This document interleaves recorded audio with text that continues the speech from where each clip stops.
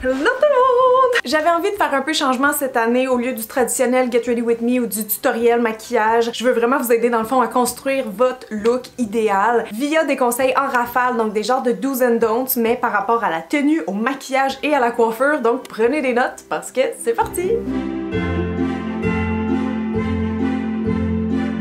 La première chose que j'ai envie de vous suggérer, et c'est un conseil qui s'applique autant dans la vie de tous les jours que pour le temps des fêtes, c'est de faire des rappels de couleurs. L'idée c'est que l'œil se promène, puis quand il voit qu'une même couleur est répétée 2, 3, 4 fois dans le outfit, et là je parle vraiment de la tête aux pieds, ben ça donne quelque chose d'harmonieux en fait. Donc ça fait très put together, excusez-moi l'expression. Donc si par exemple j'ai envie de porter cette belle robe prune, je pourrais décider que tous mes accessoires sont noirs, donc les souliers, mon bandeau, ma petite boucle dans les cheveux. Peu importe si votre robe est neutre ou pas, si vous prenez vos ajouts, vos accessoires qui sont toutes de la même couleur et qui sont neutres, vous allez voir c'est super facile à matcher. Fait que ça c'est un petit trio noir qui est comme très évident, hein? C'est une couleur qu'on porte beaucoup l'hiver. Mais on aurait très bien pu aussi y aller dans les métalliques, ça fait très temps des fêtes et c'est indémodable. Je pense que ce qui est plus facile par contre quand on commence, c'est de garder les mêmes métaux ensemble, donc pas mélanger les familles. Fait que pour résumer, d'avoir 2 à 3 couleurs maximum de la tête aux pieds, c'est toujours une bonne façon de pas se tromper quand on est débutant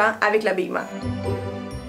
Mon conseil numéro 2 maintenant, c'est de balancer le bling. Parce que ça peut être facile dans le temps des fêtes de s'emporter. Je veux dire, quand on regarde les magasins, du brillant, il y en a partout. Puis tu sais, je dis brillant, mais ça peut être tout ce qui est extravagant. Évidemment, si vous voulez flasher que c'est votre genre, il n'y a pas de problème. Mais en général, moi, je trouve que si je veux prendre la peine de faire ressortir ma tenue, tu sais, la belle petite robe brillante que je suis allée m'acheter, c'est pas avec une pochette autant brillante qu'on va y arriver. Ils se font juste compétition, en fait, les deux. C'est trop similaire, tu sais, ça se fait ensemble puis on se demande où est-ce qu'il faut qu'on regarde. Fait qu'à ce moment-là, on peut appliquer le truc précédent, y aller avec des neutres pour pas se tromper, ou on peut juste chercher une couleur aussi qui va être belle avec ce qu'on porte, c'est-à-dire dans les mêmes tons. Ma robe, en ce moment, elle a du argent, fait que j'irai plus avec du argent dans mes accessoires que du doré. L'affaire avec les looks des fêtes, c'est qu'il faut vraiment les penser en amont, parce que non seulement il y a le maquillage, la coiffure et la tenue qui peuvent se compétitionner entre eux, mais juste notre outfit aussi, notre tenue avec la robe et les accessoires, ça peut faire déjà beaucoup. Puis là, on s'entend, si vous achetez par exemple un matching set en satin qui est fait pour porter le haut et le bas ensemble, ça fera pas nécessairement too much, mais des fois, d'avoir le veston à grosses paillettes plus le pantalon, ça peut faire beaucoup, mais une façon très facile de les casser un peu, de les rendre plus casual chic puis reportables d'année en année, c'est juste de les associer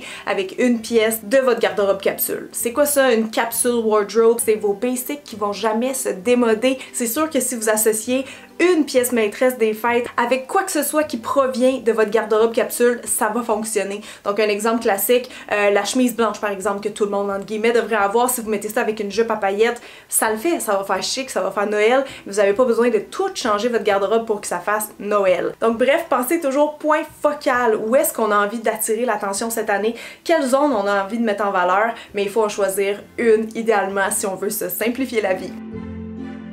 Les bijoux, en fait, vous savez quoi? Je pense que le conseil 1 et 2 s'applique aussi. C'est-à-dire que la question rappel des couleurs et balancer le bling, ça devrait être aussi appliqué. Encore là, un truc simple pour pas se tromper, c'est de décider où on veut mettre l'accent. Est-ce que c'est plus avec une grosse boucle d'oreille statement? Est-ce que ça va être dans le cou parce qu'on veut plus attirer l'attention par exemple sur le décolleté? Ou est-ce qu'on va se faire des belles mains pleines de bagues et que c'est là que le focus va aller? Ça se peut que ce soit votre style, vous autres, de mettre des gros bijoux imposants vraiment partout, mais je pense juste qu'en général, pour monsieur, madame, tout le monde, encore une fois, une pièce maîtresse, c'est un bijou fort, ça va vraiment donner un look plus sophistiqué, plus minimaliste, chic, qui va bien traverser les époques. Et selon ce qu'on porte, il y a des choix de bijoux qui vont être plus évidents, plus naturels que d'autres. Donc par exemple en ce moment, avec mon petit col comme ça, on dirait que ça ferait trop d'avoir un collier. Fait que moi directement, j'irais plus pour la grosse boucle d'oreille chunky comme ça. Col roulé, j'irais soit encore une fois avec des grosses boucles d'oreilles ou des espèces de chaînes, quelque chose en fait qui va pas être trop serré, trop rond dans le cou. Col en V, j'irais naturellement avec quelque chose qui suit un peu cette forme, donc des colliers plus style pendentif par exemple, mais on peut aussi faire du layering, donc ajouter d'autres petites chaînes pour complémenter. Et finalement pour un haut off-shoulder, perso j'irais pour le petit collier rond, collier plus style choker, mais il y en a plein d'autres qui pourraient être beaux, puis des grosses boucles d'oreilles, encore une fois, ça serait une bonne idée. Je vais vous laisser un petit tableau récapitulatif ici si jamais vous voulez screenshot, ça va peut-être vous aider à agencer vos bijoux à vos tenues. Un petit mot maintenant sur les bas collants parce que je pense que c'est un essentiel du temps des fêtes qu'on les aime ou pas. Moi pendant très longtemps j'achetais mes bas collants genre au Dollarama, tu sais l'endroit le moins cher possible parce que je savais bien, tu sais je veux dire on va pas se compter de menterie, ça déchire toujours après une fois. Mais je me suis rendu compte que des fois un bas collant un petit peu cheapette, ben ça lookait un peu cheapette. C'est-à-dire que ceux du Dolo souvent je trouve qu'ils font un peu terne. L'affaire c'est qu'ils sont mat, tu sais le fini est mat donc ça, je trouve ça pogne le poil, c'est ça que ça fait terne vite, on dirait qu'ils sont comme plus motonneux, je trouve vraiment que ça fait moins chic. Tu sais puis au fond je pense que c'est ça le but d'un bas collant, c'est ça qu'on trouve beau, c'est de voir un petit peu la jambe à travers, tu sais c'est cet effet saillant là de transparence, donc d'y aller avec un collant qui est plus diaphane que pas, je crois que même si c'est plus fragile, ça vaut la peine. Il y a quelque chose de vraiment chic, tu sais, avec l'opacité de ces collants-là versus ceux-ci qui vont faire plus un effet legging. Je pense que quand on fait des looks vraiment d'hiver où est-ce qu'on va passer du temps dehors, tu sais, qu'on est habillé tout plus chunky all over, je pense que ça marche. Mais en même temps, dans aucun cas, je trouve le bas de collant diaphane noir pas beau avec un outfit, on dirait que ça fit avec tout. Fait que je suis comme tant qu'à être. Investissons dans ceux-ci.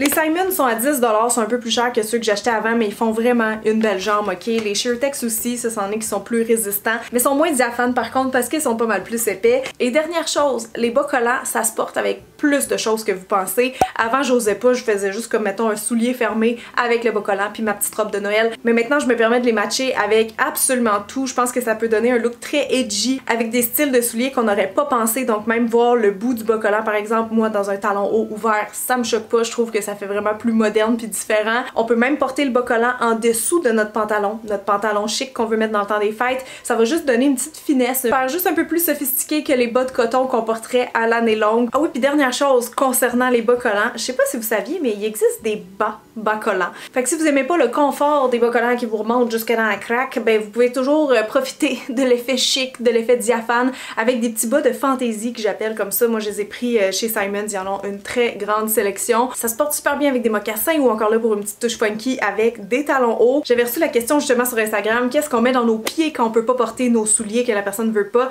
Ben les petits bas cute de même au lieu de vos bas de tous les jours, ça fait vraiment une belle différence. Parce qu'on va se le dire, des pantoufles, ça gâche sur un moyen temps votre look chic. Bon là ça c'était des petits conseils en rafale, mais là on va tomber dans les choses sérieuses. Ce que j'ai envie de vous montrer c'est comment on peut agencer ces morceaux entre eux parce que c'est ça des fois qui est le plus difficile honnêtement. C'est souvent une question de style mais aussi beaucoup de proportion. Puis c'est comme cette partie là que j'aimerais ça éclaircir un petit peu. Fait qu'on va parler de chaussures, comment les faire fitter à notre tenue, de manteaux et de vestes ou vestons. Donc déjà pour les chaussures, je vais y aller par type d'habit qui risque d'être populaire dans le temps des fêtes. Donc déjà si on commence avec le pantalon travailleur, donc autrement dit votre pantalon loose et chic. Avec quoi qu'on met ça dans les pieds. Moi ce que je vous conseille c'est une botte, par exemple en cuir, qui va dépasser pour conserver cet aspect très longiligne. Donc on oublie tout ce qui est trop massif dans les pieds parce que avec la patte qui est large, ça va vraiment venir alourdir la jambe inutilement. Donc on veut comme tracer une ligne pour que l'œil ait un endroit à suivre. Donc autant pour les souliers que pour les bottes, tu sais mettons si on applique ça aux souliers d'intérieur, ça serait comme des stilettos, mettons le meilleur choix parce que c'est pointu. Donc tout ce qui est pointu carré qui va venir allonger le pied, c'est vraiment ce genre de chaussures là qu'on recherche avec ce type de pantalon. Sinon il y a les pantalons chic aussi mais 3/4, tu sais ceux qui sont un peu plus loose ou l'équivalent jeans par exemple, ça serait un peu le mom jeans là qui serait proche de ça. Donc ce genre de pantalon un peu loose sur la jambe mais qu'on voit la cheville, ça vous pouvez mettre plein d'affaires avec ça. Premièrement toutes les bottes justement qui arrivent à la cheville, les petites ankle boots, que ce soit comme le style chic précédent que je viens de mentionner ou quelque chose de plus décontracté comme une Chelsea boots, ça va marcher parce que vous avez comme le volume du pantalon, la cheville qui est marquée puis après ça on revient avec un petit peu de volume au niveau du pied donc c'est très bien balancé. Vous pouvez aussi évidemment mettre encore une fois le bon vieux stiletto qui va avec absolument tout, c'est aussi absolument indémodable. Il y a même un autre style de talon qui peut être porté avec ça et c'est les petits talons blocs là, tu sais comme qui ont une petite sangle en avant. Bon ça fait moins hiver mais tu sais avec ce style de pantalon là pour toutes les saisons je veux dire c'est quand même très beau. Et finalement si vous êtes pas trop du style talon, ben il y a les loafers, les mocassins, ça fait super beau avec ce type de pantalon là parce qu'encore une fois le volume est balancé. Maintenant pour les jupes ou les robes, on va commencer avec celles qui sont longues donc à partir du genou ou jusqu'à maxi.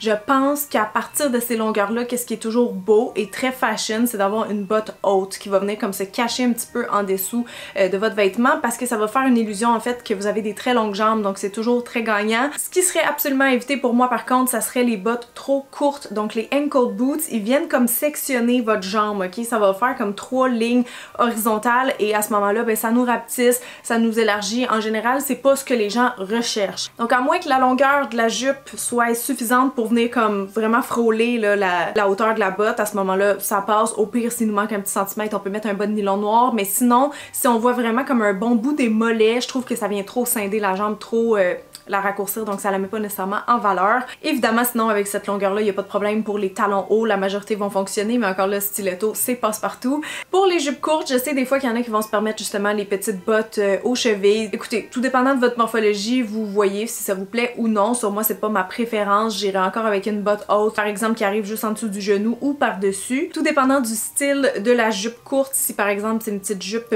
plus style patineuse, ça pourrait être super beau avec des mocassins, ça fait super cute, ça fait juvénile. Sinon, côté talons hauts, ben encore une fois, les stilettos, on se trompe pas. Sinon, vous pouvez toujours essayer les talons blocs ou d'autres styles, mais voilà. Maintenant, qu'est-ce qu'on fait quand on a froid? Il y a beaucoup de gens qui m'ont posé la question, tu sais, t'es en robe, mais là, des fois, tu passes d'un endroit à l'autre, il fait un petit peu plus frais. Moi, quand j'étais jeune, mon réflexe, c'était toujours d'aller attraper un veston, parce que je me disais, veston, c'est chic, ça va aller avec ma robe, c'est chic. Mais honnêtement, il y a plein d'autres options. L'affaire avec le veston, des fois, c'est que c'est dur de trouver un qui va vraiment fitter avec le style de votre robe. C'est sûr que le blazer noir, c'est un incontournable. Je pense que c'est ce qui risque aussi d'aller avec le plus d'options chic possibles, mais encore une fois, il faut regarder selon votre morphologie, parce que moi, par exemple, selon le style de la robe, si le blazer il est long, ça vient juste comme s'accoter sur mes hanches, ma taille est plus définie du tout et ça fonctionne pas. Donc si vous êtes une silhouette A comme moi, ça se peut que les vestons ça marche pas, mais que vous allez chercher plus comme une espèce de petite jacket, un genre de veste chic si vous voulez, mais qui va être courte, qui va vraiment s'asseoir sur votre taille, puis c'est ça, ça va donner un petit peu de structure, un peu de chaleur, et c'est ce qu'on cherche. Sinon, ben il y a toujours les cardigans. Les cardigans, des fois, il y a moyen aussi de faire le petit hack là avec la ceinture pour les raccourcir au besoin si ça fit pas exactement, mettons, avec notre jupe qui est ample ou tu sais, je dis n'importe quoi. Je pense qu'il faut vraiment juste ouvrir ses horizons, puis sinon des fois, ben il y a des manteaux qui sont pas très chauds mais qui peuvent fonctionner aussi à l'intérieur, donc je pense entre autres au Teddy. Je trouve que ça a un look un peu, mais pas chic, mais c'est comme les nouveaux manteaux de fourrure, j'ai l'impression. Tu sais, un manteau de fourrure, ça fait chic, tu peux le porter dehors, des fois tu pourrais le mettre par-dessus ta petite robe pailletée, ça le fait. Ben même chose je trouve avec le Teddy. Je trouve qu'il y a des matières comme ça qu'on peut se permettre, tu sais, de porter genre temporairement à l'intérieur pour se réchauffer, qui font pas genre manteau d'hiver, qui font pas trop doudoune. Et finalement, juste un petit mot sur les manteaux, parce que des fois, bon, on passe d'un événement à l'autre, puis on veut quand même que ça a l'air cute avec ce qu'on porte en dessous. Ça, des fois, c'est le plus difficile avec notre hiver québécois, je vais vous avouer. Mais je pense qu'en règle générale, pour toutes les jupes ou les robes qui sont assez courtes, d'avoir un manteau plus long, c'est jamais un faux pas. Je trouve que ça fait comme du layering, je trouve que ça fait super beau. Si on a une jupe ou une robe courte, ben le manteau peut être aussi court à ce moment-là, mais tu sais, d'avoir, c'est ça, une longueur par-dessus, moi je trouve ça pas du tout laid. Par contre, ce qui est plus difficile, c'est l'inverse. Donc quand on a une jupe ou une robe qui va quasiment jusqu'aux chevilles ou aux pieds, puis que là on veut mettre un manteau par-dessus, là ça fait souvent comme deux espèces de longueurs un peu étranges en étant une sur l'autre. Tu sais, ça vient vraiment, c'est ça, encore une fois, scinder la silhouette en deux. Donc ça, à ce moment-là, si on sait qu'on a, mettons, une jupe plissée qui est très longue, là, tu sais, jusqu'à nos bottes, moi je conseillerais plus un manteau court, un petit manteau puffer, un petit manteau Teddy, peu importe, mais je trouve que là, on peut mieux saisir la silhouette, on comprend mieux le corps quand on le voit. Fait que pensez à ça, si votre bas est très long, peut-être un petit jacket, ça va être préférable, et si votre bas est court, je pense que le manteau long par-dessus, ben ça apporte un peu de chaleur à vos jambes, mais surtout, ça fait très stylé aussi. Fait que voilà, j'espère que ça va vous aider. Ok, maintenant on va tomber dans la portion conseil maquillage, et je pense qu'on peut pas parler de look des fêtes sans parler ou sans mentionner en fait la lèvre rouge. Il y en a qui m'ont demandé est-ce que c'était encore in. Écoutez, je crois que le rouge c'est une teinte absolument indémodable, c'est classique. Il n'y a pas une autre couleur là, dans l'histoire du maquillage qui a autant traversé les époques, ok? Puis c'est vrai que ça donne beaucoup de peps au visage. Peut-être que vous n'avez pas encore trouvé le bon produit, la bonne couleur pour vous, mais des fois, et même souvent je vous dirais, c'est juste une question d'application.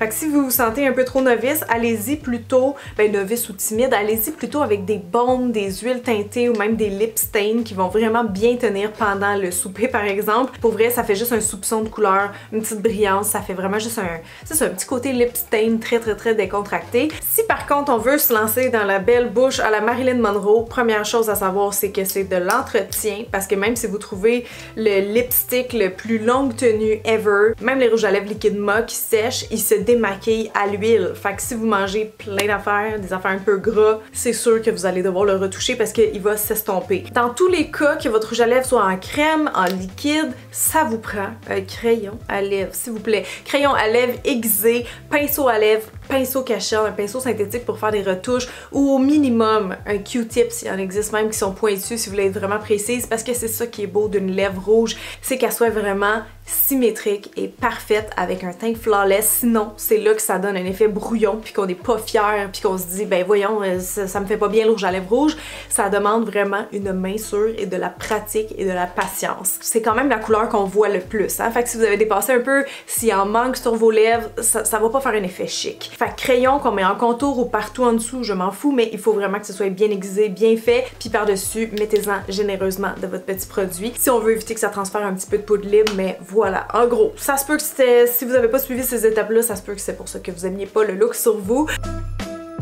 Un petit mot maintenant sur les paillettes. Si vous avez des anciennes palettes d'ombre à paupières, des fois, là, que c'est comme un format avec des petits brillants dedans, si ça vous tombe partout d'en face, écoutez-moi là, ce n'est pas de votre faute, ok? Ce type de brillant-là, ça colle juste pas, ça va tout faire des chutes sur votre teint.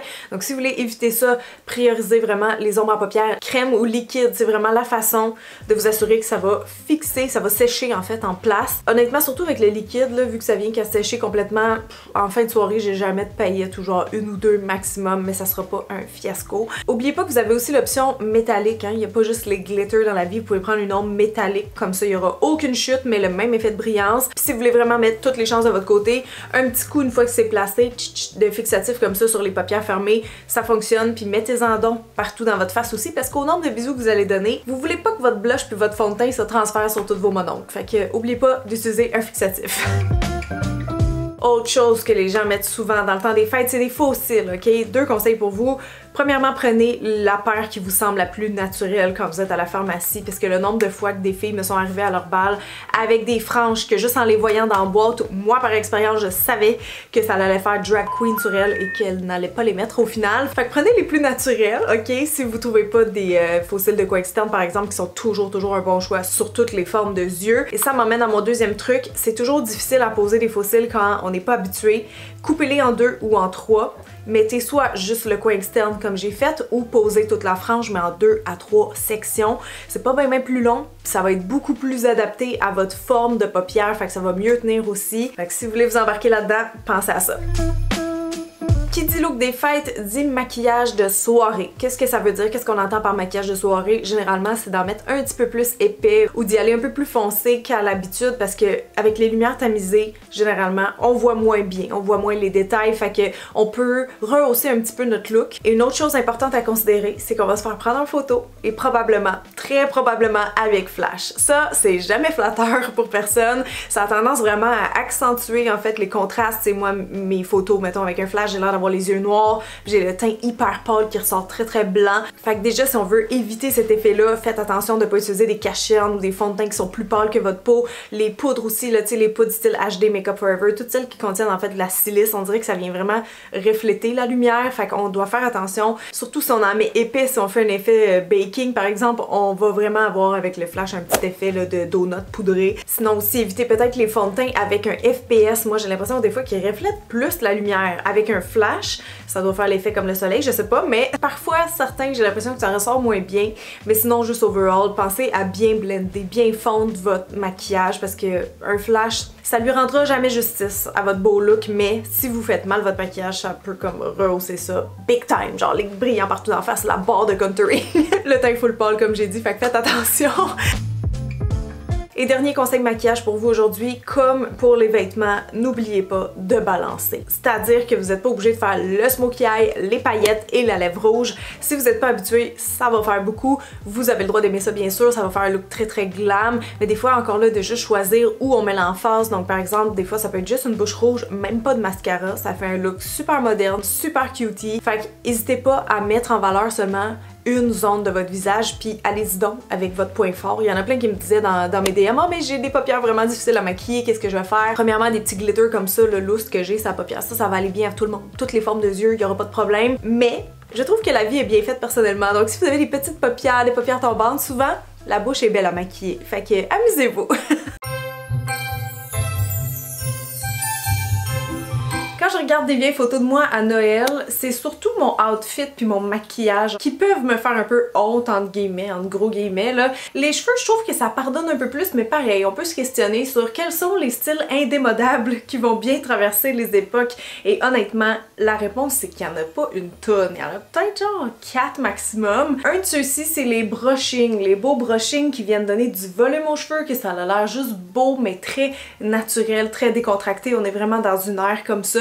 Donc de faire des looks avec la brosse ronde, je pense que c'est toujours une bonne idée, qu'ils soient plus plats ou un petit peu plus frisés. Dans le fond, tout ce qui est boucle lâche ou tu sais les cheveux justement très lisses, je crois que c'est vraiment safe comme look. Sinon, il y a une autre chose qui me vient tout de suite en tête et c'est les chignons, les petits chignons lisses. Tu sais, c'est un peu style ballerine, ceux qu'on voit passer sur TikTok, les fameux sleek buns. C'est que ça met tellement le visage en valeur. Si vous avez des grosses boucles d'oreilles aussi, c'est une excellente façon de les montrer. Il y a quand même quelques variables possibles aussi selon comment on a envie de le porter, tu sais, soit plus haut, plus bas, avec l'arrêt dans le milieu, sur le côté ou pas de raie. Mais je crois que le secret pour que ça soit réussi, le sleek bun, c'est vraiment de l'écraser sur la tête et d'utiliser des produits qui nous semblent pas très naturels, genre de la cire ou du gel, mais c'est ça qui va vraiment y donner une bonne tenue. Dans le fond, il faut qu'il y ait aucun petit cheveu qui sorte. Et on aura donc aussi en même temps cet aspect là très brillant qu'on recherche quand on pense à un chignon de ballerine. Donc ça, c'est deux looks très sécuritaires pour les fêtes.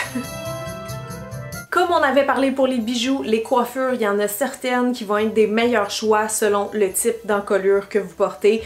Donc par exemple, si vous avez un dos nu ou tu sais quelque chose qui dégage beaucoup les épaules, genre un petit top off-shoulder par exemple, là, laissez vos cheveux lousses. Ça va être beau, ça va être sexy, tu sais, avec un brushing, ça fait un beau mouvement naturel. Mais si au contraire, vous avez une robe qui monte très haut dans le cou, qui a beaucoup d'action ici, moi, j'attacherai les cheveux absolument à ce moment-là parce que sinon ça va faire trop chargé, tu sais, puis on verra même pas bien les détails de votre robe. Sinon, il y a toujours la possibilité de faire moitié en haut, moitié en bas, donc un genre de demi-chignon. Ça peut être beau aussi si on n'est pas prête à tout se relever les cheveux. Je vous glisse un petit cheat code ici, là, si vous voulez faire encore une fois une capture d'écran, ça va peut-être vous aider. Ensuite, pour ce qui concerne la tenue des coiffures, sachez que des cheveux sales, ça fonctionne mieux quand on veut se faire un chignon. Si vous essayez d'en faire un sur vos cheveux fraîchement lavés, ils vont tellement glisser, ils sont comme trop doux, trop brillants, ça tiendra pas. Fait que sur des cheveux sales, on pense à faire des petits bouclés remontés, n'importe quoi qui a besoin de bob épines, dans le fond, ça va être une bonne idée. Mais si par contre vous voulez laisser vos cheveux lousses, que vous voulez les friser, sachez que la boucle, elle tient mieux quand elle prend pendant que le cheveu est encore humide. Ça veut dire quoi ça? Ça veut dire soit les overnight curls, que je vous ai déjà montré plein de fois sur YouTube, ou vous séchez par exemple avec le Dyson, la brosse ronde, c'est pour garder cet aspect-là des boucles définies pendant que c'est encore en train de sécher, de prendre. Ça va tenir pas mal mieux que si vous essayez juste de friser vos cheveux comme droit sur un fer à friser. Oh et en passant, le shampoing sec c'est un de vos alliés, hein. Vous savez, on parle de tenue, d'entretien, de coiffure, ça c'est génial, mais il faut le mettre avant d'aller se coucher. Beaucoup mieux comme résultat que quand on le met le matin même, parce que dans la nuit ça va venir absorber justement un peu l'excédent de sébum. Fait qu'on en vaporise pas mal, on va faire dodo, on brosse même pas. Le lendemain matin, vous allez voir, ça va vraiment prolonger, ben, pas votre tenue de cheveux, mais le prochain lavage, disons que ça va le décaler. Et aussi, si vous avez cuisiné toute la journée puis que vos cheveux puent la dinde, ben mon coiffeur Hugo m'a donné ce truc, mais ça va absorber les odeurs. Toujours dans l'entretien, si vous voulez pas gâcher vos beaux cheveux qui sont tout déjà lisses, tout brillants, votre brushing, peu importe, dormez sur des tais comme ça de satin. Des tais d'oreiller avec une texture lisse comme ça va vraiment prévenir les frisottis puis ça peut aider à maintenir votre coiffure pour le jour 2. Et sinon, quand on s'en va dehors, exit les tuques, ça va défaire vos cheveux, ça va créer de la statique, vous voulez pas ça. Ayez en votre possession une paire de cache-oreilles. Comme ça, on gèle pas. Ou est-ce qu'il faut pas qu'on gèle? Mais les cheveux, la coiffure est maintenant en place. De toute façon, avec un chignon, vous pourrez même pas mettre ça, vous allez être obligé de mettre ça. Fait que... Et finalement, dernier truc, pensez d'avance à vos coiffures. Les chances sont grandes que vous allez devoir faire deux looks différents.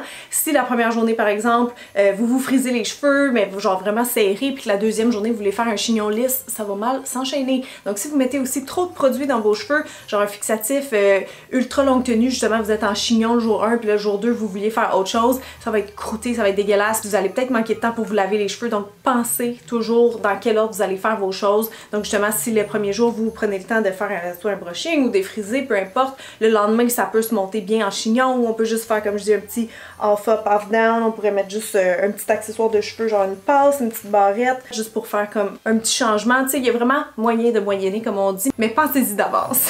Ah ben voilà tout le monde, c'est terminé, je vous retiens pas plus longtemps, mais si vous avez aimé le concept de la vidéo, n'hésitez pas à liker, à partager et à vous abonner si c'était pas déjà fait. Moi, je vous souhaite de très joyeuses fêtes et je vous dis à en 2024. Ciao!